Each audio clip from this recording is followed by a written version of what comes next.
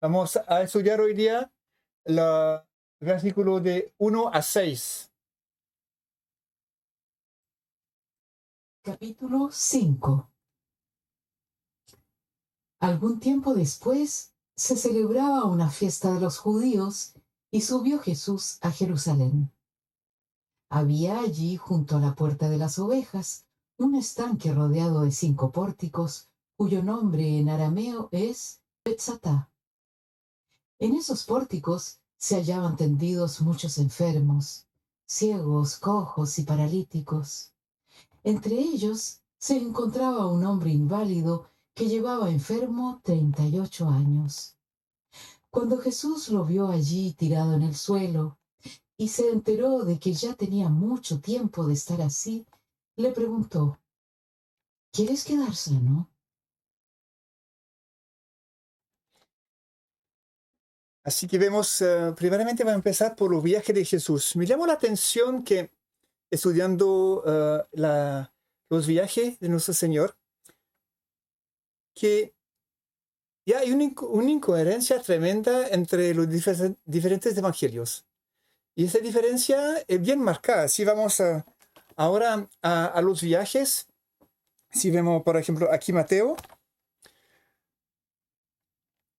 vemos que Mateo se centra más que todo en Galilea.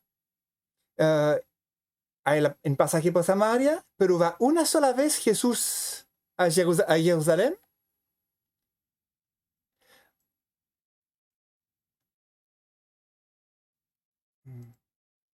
Una sola vez Jesús a Jerusalén para la crucifixión, y después lo que está en puntito aquí es el viaje de vuelta a Galilea después de la resurrección.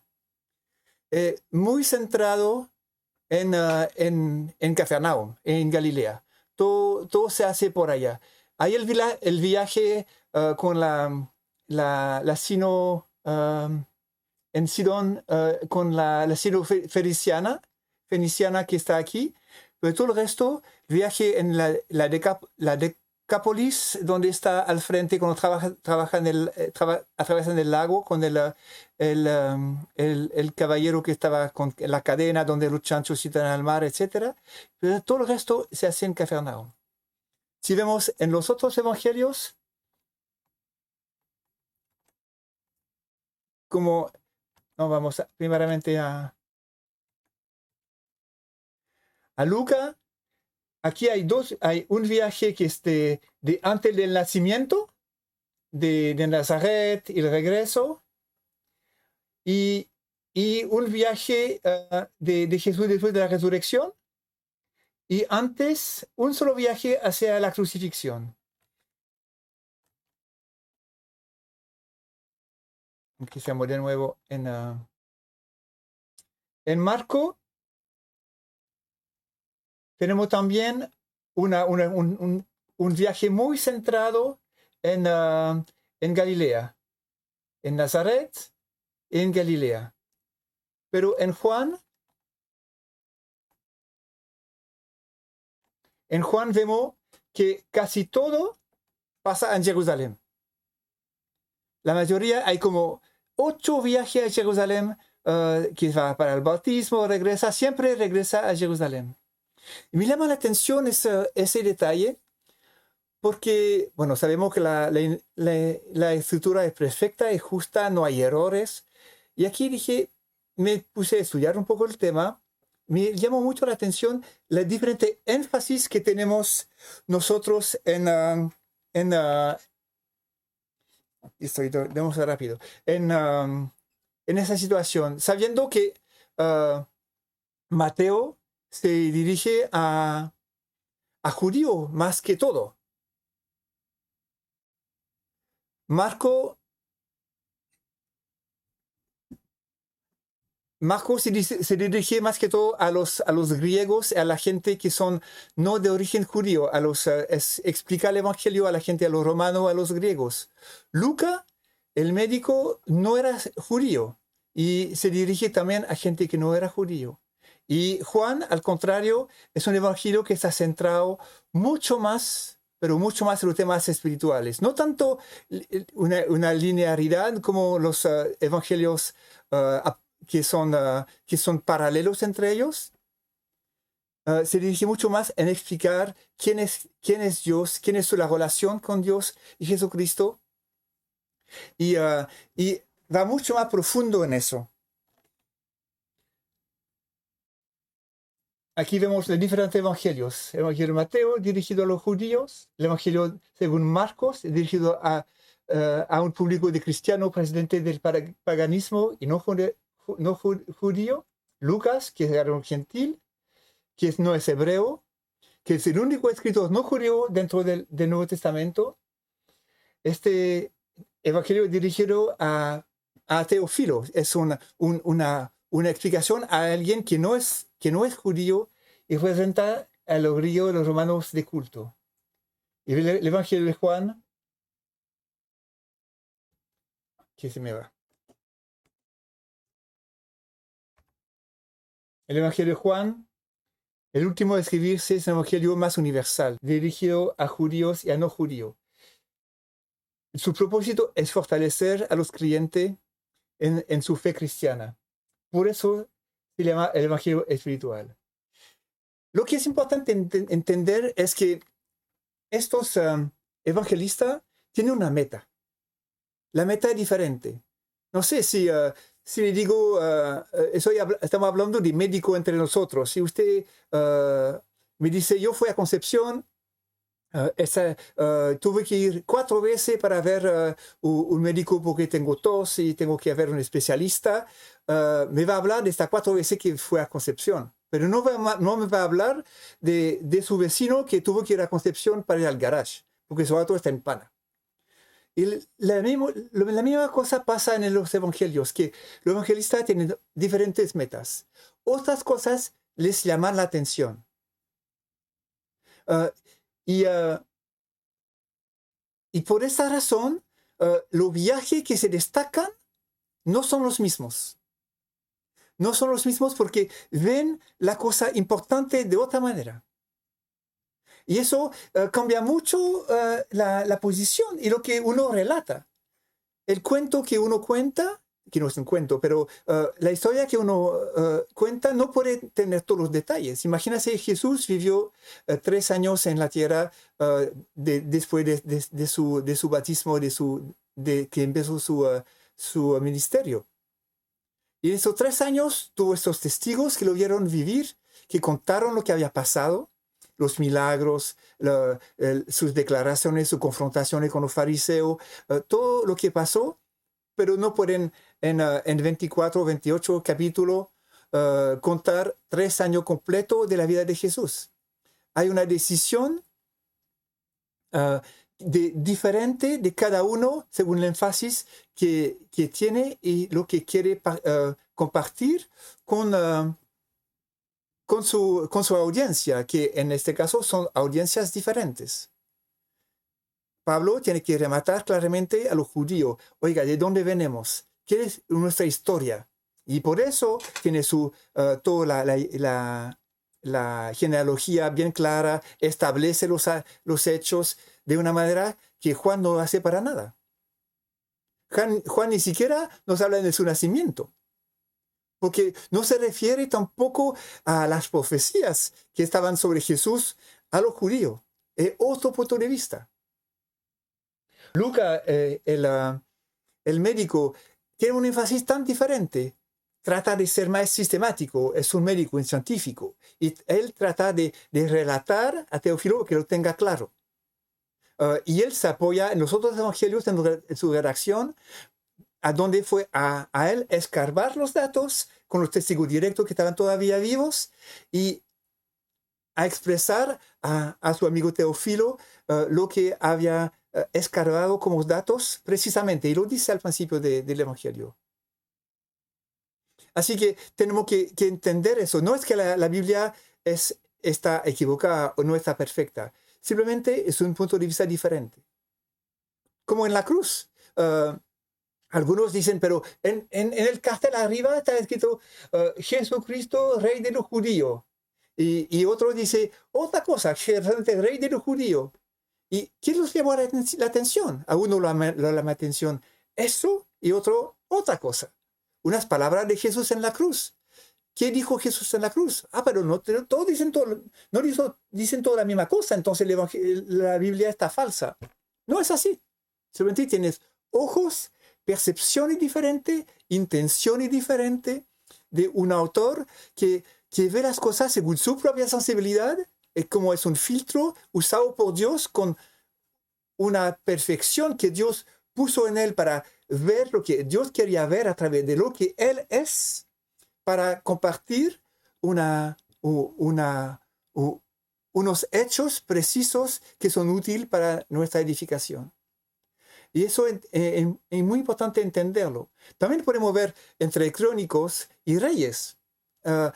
Hay los mismos hechos que son relatados. Crónicos de una manera y Reyes de otra manera. Y uno dice, pero ¿por qué estas tensiones que hay entre Crónicos más histórico y Reyes que ven más a la profundidad, a la experiencia del hombre? Es porque es otra meta. Son dos libros diferentes. Uno es una crónica que es más cronográfica, o no sé cómo decir eso, que es más dirigida a hacer entender en la cronología lo que pasó, como un libro, una bitácora, donde uno escribe cada día lo que pasa, y Reyes explica el trasfondo espiritual de lo que está pasando. Y nos habla la interacción con el profeta, la calidad de los reyes, que hicieron las batallas, pero no solamente las batallas, pero también cómo Dios dio victorias, etc. Así que es muy importante de acercarse a la palabra entendiendo quién habla y a quién habla y con qué propósito. No podemos comparar la carta de los romanos a nivel doctrinal con hebreo. Son dos metas diferentes. Hebreo, escrita para los hebreos, con algunos capítulos complicados, que si se saca de su contexto hebraico no se entiende y puede ser muy acusador, como Hebreos 6. Y Romano, que del otro lado, una carta más amplia, dirigida a un mundo paganos, que tiene que entender con lo que es el Evangelio, con referencia al mundo judío, por supuesto, en los capítulos 2 y 3, pero que va más allá, mucho más amplio. Y tenemos que entender esta manera de cómo los escritores redactaron bajo la inspiración de Dios, según lo que son ellos, para un propósito y una meta que Dios puso en su corazón, dirigido a un auditores específicos. Ahora, en el siglo XXI, tenemos el libro completo, la Torah completa, y el Evangelio y el Nuevo Testamento también.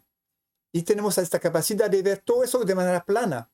Pero tenemos que discernir un poco cómo se ordena para realmente entender. El contexto es muy importante. Un versículo saco de ese contexto es un pretexto. Muchas veces tomamos versículos por aquí, por allá, pero para apoyar un punto que queremos apoyar, pero si no tenemos el contexto histórico, el contexto directo el capítulo o de ¿cómo decir eso? La perifrasis, lo que hay alrededor, toda la intención del autor en esta parte del texto. Si no leemos eso, estamos sacando las cosas de contexto y vamos a cometer errores y que no van a edificar a nadie, porque no es lo que quiso decir el autor. Por eso es muy importante. Yo, para preparar este curso, me metí en Juan de nuevo desde el principio y avancé para saber realmente en qué contexto estaba esta situación, por qué viajaba en este momento, para qué era, cuál era la meta de su viaje, que era viajar para la Pascua, según muchos de los comentadores, y entender un poco en qué iba en este momento. Y para entender también el texto, que vamos a ir un poquito más profundo en un momento. Vamos ahora a ver en dónde va Jesús en este momento. Esta puerta, de manera común, se a veces confundido con la puerta del león. Vamos a ir a los mapas ahora. Aquí tenemos un antiguo mapa de Jerusalén, de la época del templo de Salomón. Y vamos a acercar. Y ahí vemos la típica puerta del león que todavía existe.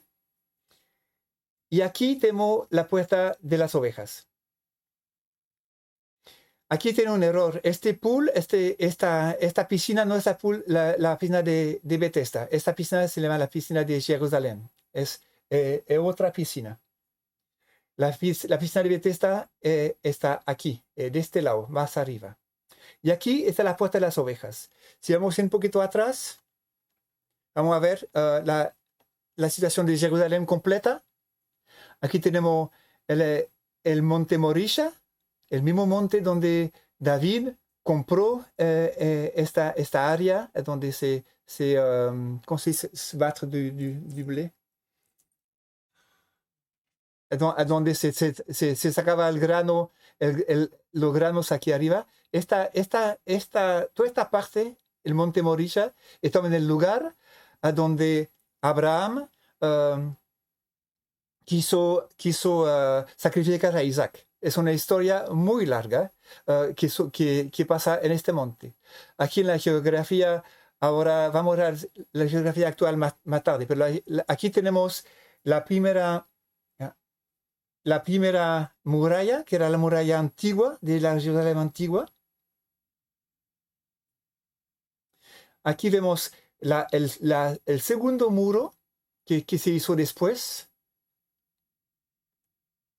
y el tercer muro que está aquí, que fue un crecimiento, que todavía existe. Si vamos a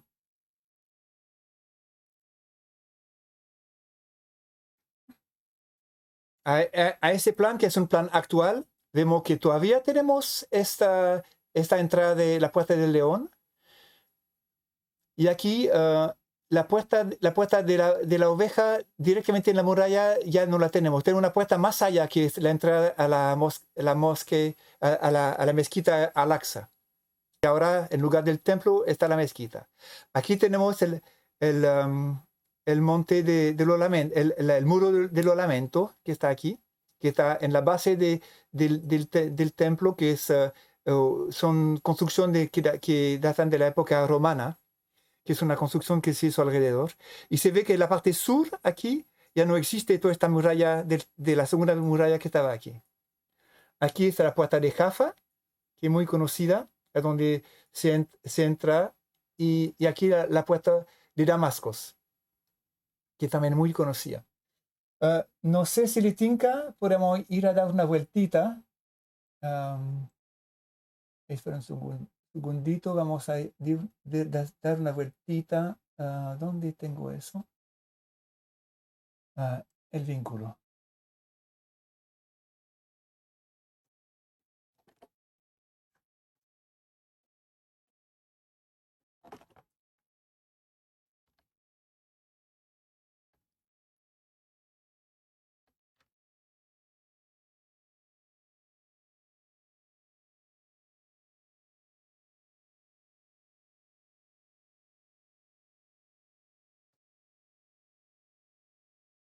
Aquí está la puerta. Ahora tenemos un plan moderno de Jerusalén actual. Y aquí vamos a entrar.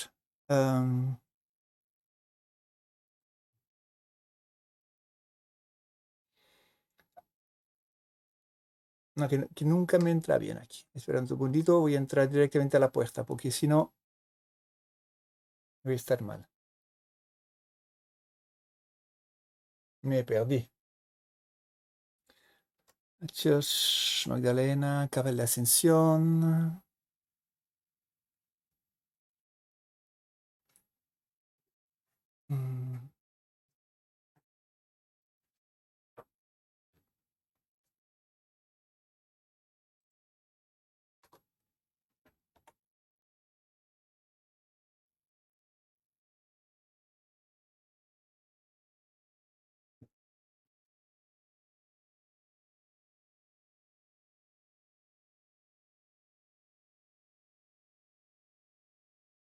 Estamos. Eso es la puerta del león.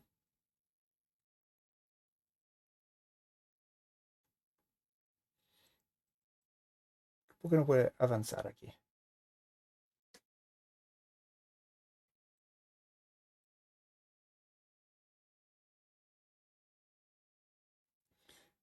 No me permite entrar, qué raro.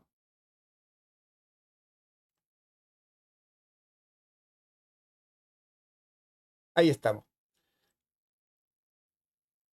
Aquí entramos en la puerta del león.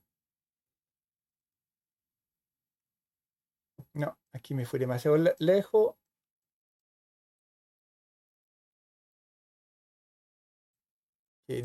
Difícil entrar aquí.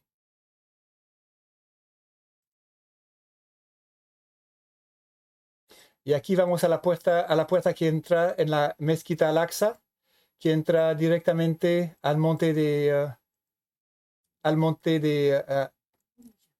Morisha, al monte de Sion, donde ahora está la mezquita. Y si vamos atrás de nuevo, aquí si avanzamos en esta puerta,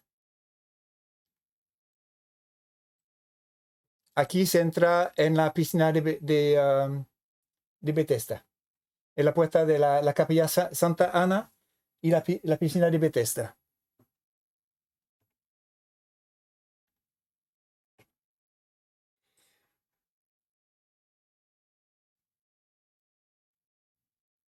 Aquí tenemos una imagen de la piscina de Bethesda.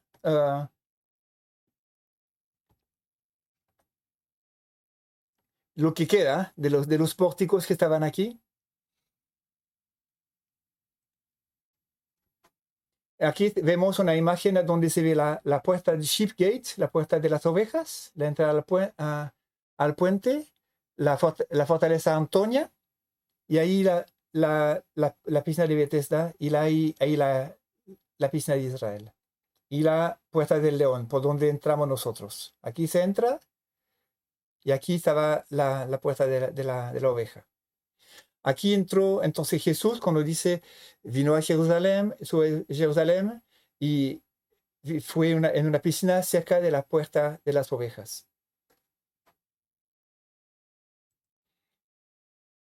Jerusalén en el tiempo de Jesús. Aquí también vemos una situación, no es muy clara, es muy claro ese evento. Aquí tenemos el templo, la puerta aquí del león y aquí la piscina de Bethesda.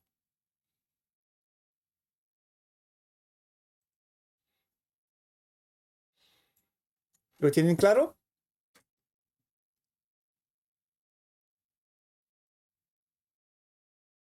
Aquí una imagen antigua de la piscina de Bethesda. La puerta del león.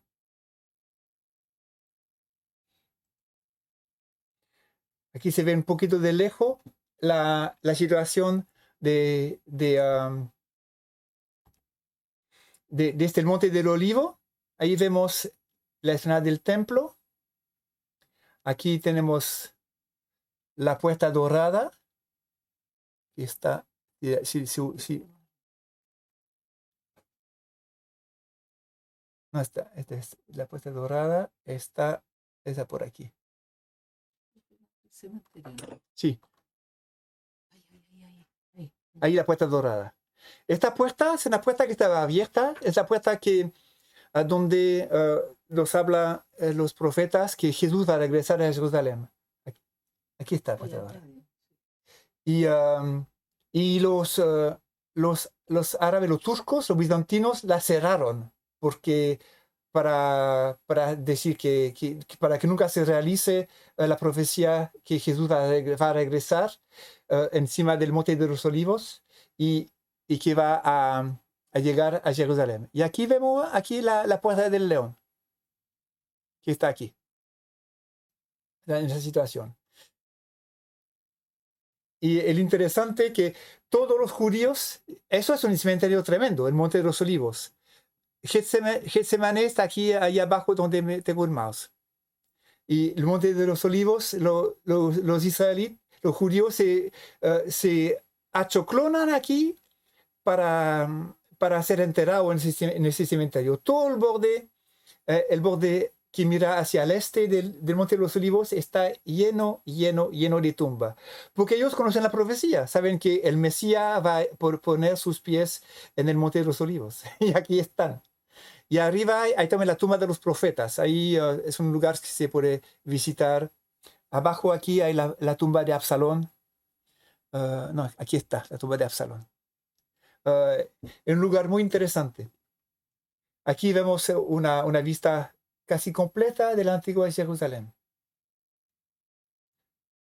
Y le puedo mostrar más.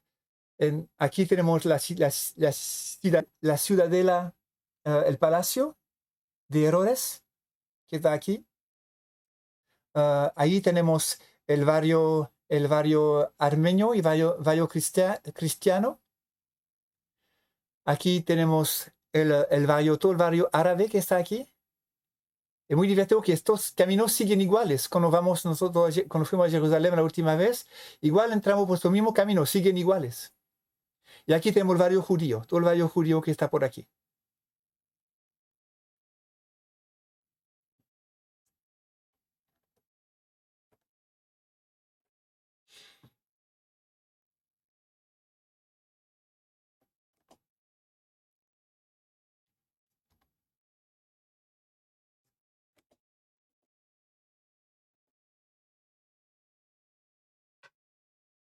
Esta piscina se encontraba frente de la puerta de las ovejas, y donde se lavaban los sacrificios, entre otros las ovejas.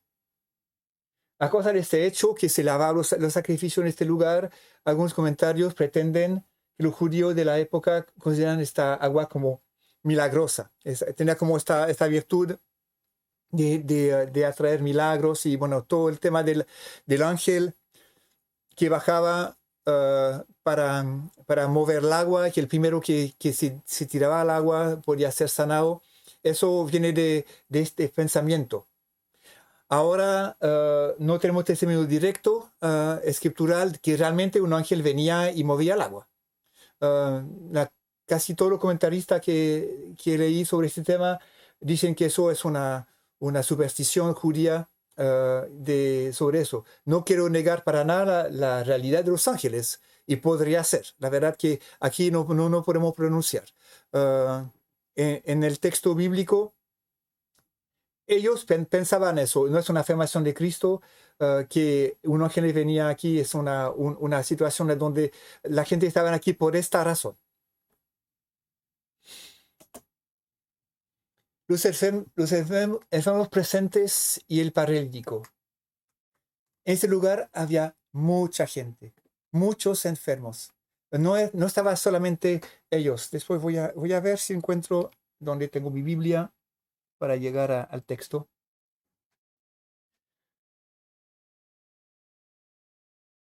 Se encontraba ahí,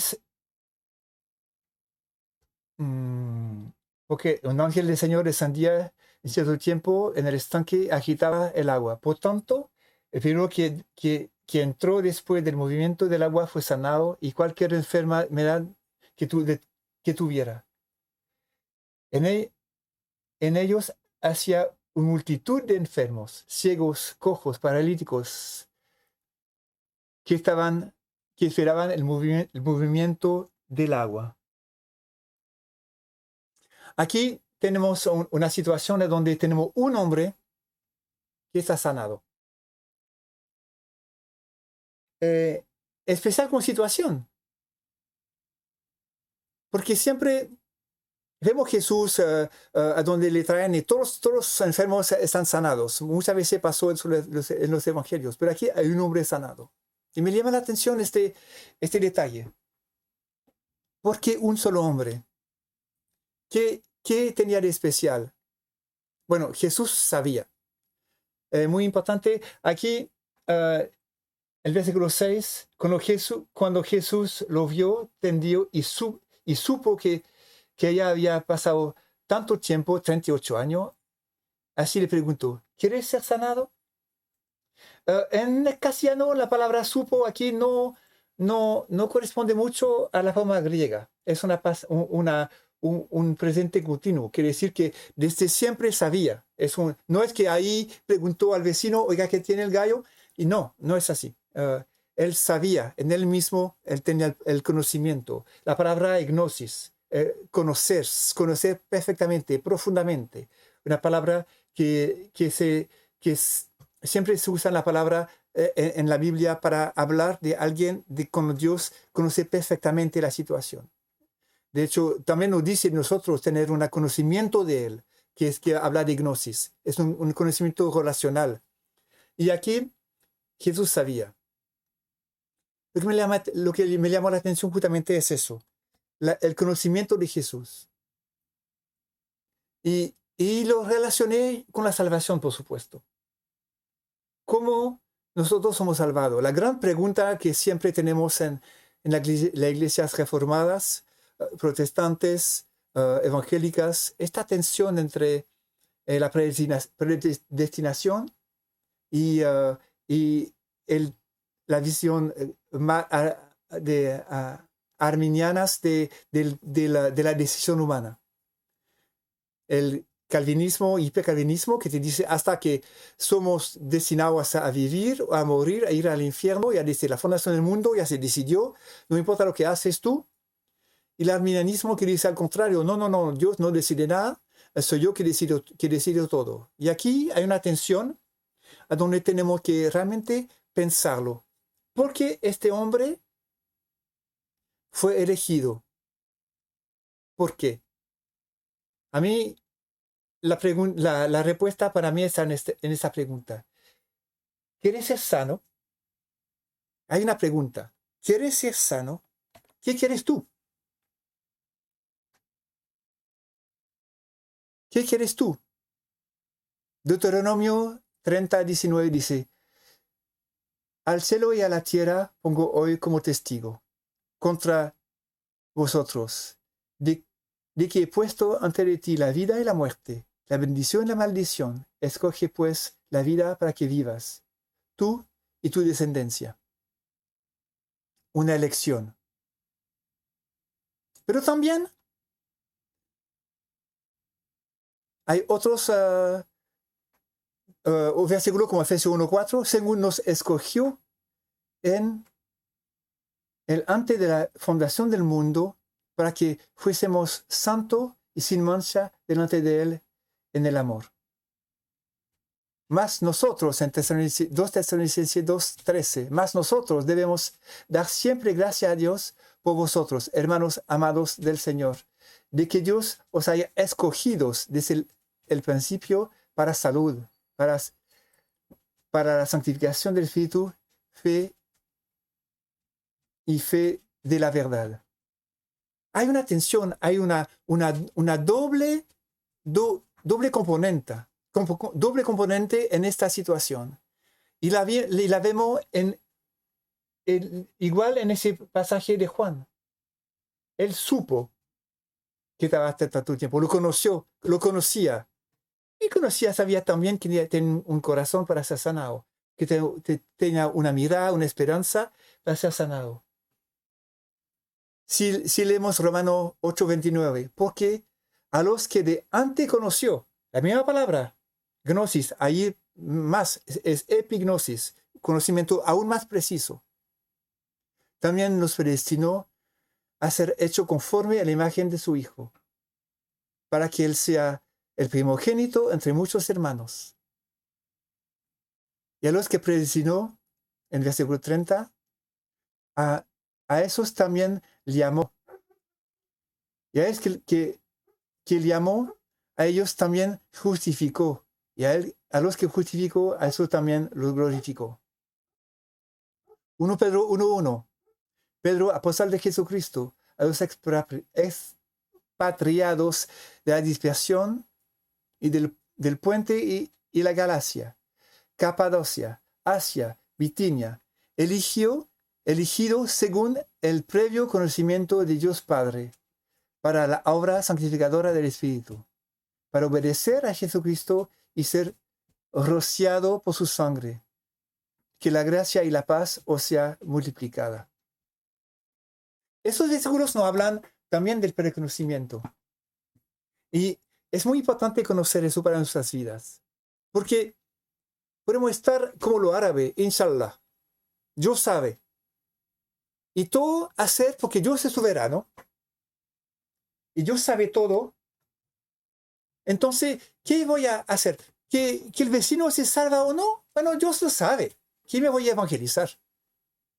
¿Qué me voy a acercar a Él para compartir el Evangelio esperando una respuesta de Él? Si no está destinado a la vida, ¿qué importa? Puede confesar a Jesucristo, confesar sus pecados, no va a pasar nada. Pero no es así. No es así. Juan 6:37. Todo lo que el Padre me da, vendrá a mí. Y el que viene a mí, de ningún modo lo echaré fuera. Juan 6:37. El próximo capítulo. No voy a extender mucho en eso porque es el capítulo 6. Pero aquí también vemos la atención. El Padre me lo da. El Padre ya desde la fundación del mundo sabe. Pero el que viene a mí, por su propia voluntad, no lo echaré para afuera. Esta tensión entre los versículos. En el mismo versículo tenemos estas dos realidades. ¿Y qué es este reconocimiento? ¿Porque somos mejores que los otros? No, somos todos pecadores, todos merecemos un par de chachazos y chao en el infierno. No merecemos nada. ¿Por qué eligió Jesús a este hombre? ¿Por qué lo eligió a usted desde la fundación del mundo, basado en su preconocimiento? ¿Qué conoció Dios de usted desde la fundación del mundo? ¿Que son mejor? No, pecaron igual. Pablo dice en Romano que nosotros somos todos de ellos antes. Igual, todos hijos de ira. Somos de la misma raza, humanos tal como los otros, con la misma herencia del pecado universal. Yo creo, y lo veo siempre de manera más precisa en mi vida, que Dios conoce los corazones. Dios sabía de antemano que su corazón era dispuesto a recibir a Jesucristo. No es que Él decidió. Tenemos que saber que Dios ve la historia completa de una vez. Nosotros la vemos de manera lineal, en una línea de tiempo. Pero Dios lo ve de una vez, de una sola vez. Ve la historia de arriba. Ve la historia como un todo. Ve mi pasado, mi presente y mi futuro como una misma imagen. El conocimiento de Cristo y de Dios Padre y del Espíritu Santo es un conocimiento perfecto, completo, es omnisciente. No está sujeto a la historia. No está sujeto al tiempo. Dios está más allá del tiempo. Él creó el tiempo junto con el universo y la creación completa. Y hubo un principio, y el principio lo creó Él. No solamente el principio de la Tierra, o del Big Bang, o lo que sea, como crean los científicos. Él creó el tiempo desde un principio y tendrá un fin, a donde la eternidad futura no será un tiempo infinito, a donde vamos a vivir día a día, una eternidad aburrida. No, es una calidad de vida permanente, a donde estaremos en una permanencia con Dios afuera del tiempo. Y Dios en nuestra vida, en una foto satelital de arriba, en el tiempo, ve nuestro nacimiento, nuestros pecados de infancia, nuestras rebeliones, nuestras obediencias también, lo que hicimos bien, lo que hicimos mal, ve todas estas cosas. Jesús dijo en la cruz, yo voy a pagar para toda esta vida completa, de punto a punto, de nacimiento a muerte, para el futuro. Cristo murió para mí, el pecador de pasado mañana. No está sorprendido por mi caída. No por eso que voy a caer. No por eso que voy a tener una actitud, ya Dios me perdonó. No voy a dar un dolor más en la cruz de Cristo. No voy a clavar más Cristo a la cruz por un peso aún más grande del pecado del mundo que Él llevó y que lo aplastó. Y conociendo a Dios toda mi vida, sabía que en su momento yo iba a tener un momento de decisión. Y Dios es justo. da a cada hombre una balanza plana. Yo pongo delante de ti la vida y la muerte. La vida para vivir, la vida para morir. Tú eliges, es tu elección. Y Dios conocía el resultado de la elección desde el principio del mundo. Y por eso dice que nos eligió. Nos puso aparte. Elegir no solamente la elección, yo voy a votar por fulano de tal o por el otro gallo. No, no es una elección así entre dos, no. Es una puesta aparte para santificación, para purificación, para su gloria para siempre. Dios lo que quiere en la creación no es otra cosa que formarse un pueblo que lo eligió en la tierra, en su vida, para la eternidad.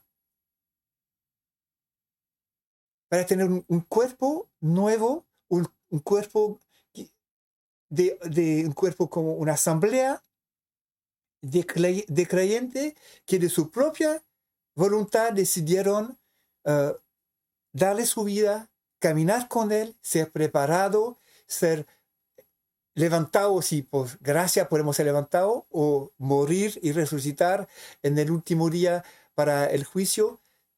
Pero eso es la meta de Dios, crear un pueblo que lo eligió a él.